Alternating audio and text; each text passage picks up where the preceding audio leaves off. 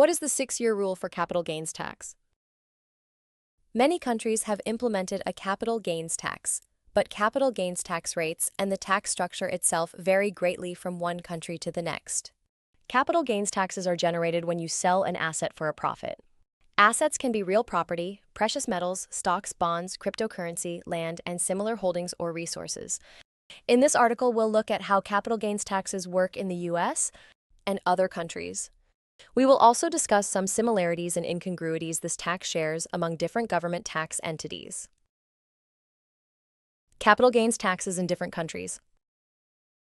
In the US, capital gains taxes are capped at 20% if you've held an investment asset longer than 1 year and you are in the highest income bracket for married or single taxpayers.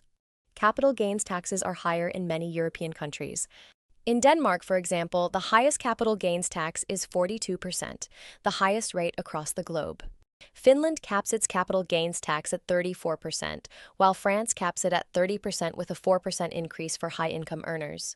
Meanwhile, Belgium, Luxembourg, and Slovenia do not impose capital gains taxes on profits generated from the sale of investment assets. The way income is taxed varies greatly as well. In the US, you'll generate a capital gains taxable event if you sell something for more than you paid for it, although many real estate investors use 1031 exchanges to defer paying their capital gains tax liabilities.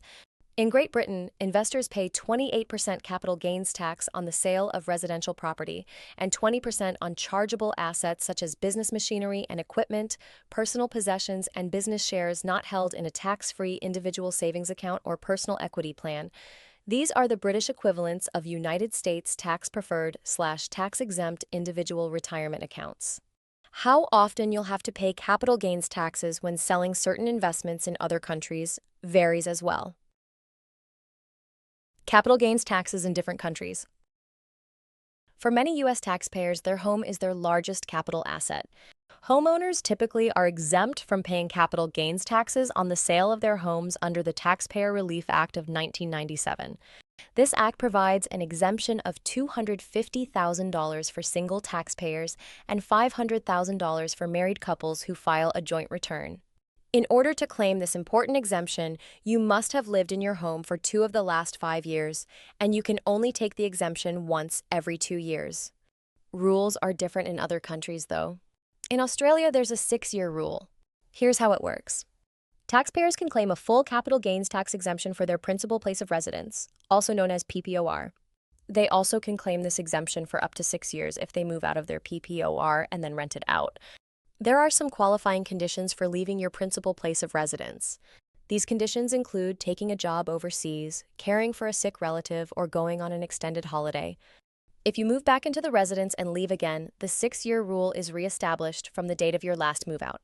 If you own a property and don't rent it out, you can take the exemption for longer than 6 years, the Australian Tax Office notes. The bottom line. Capital gains taxes are determined by the country in which your investment assets are held and are subject to that country's rules governing capital gains taxation.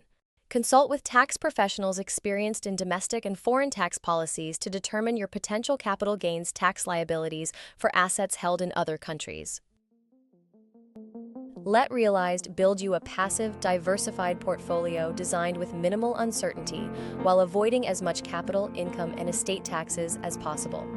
To learn more or book a consultation, check the links in this video's description.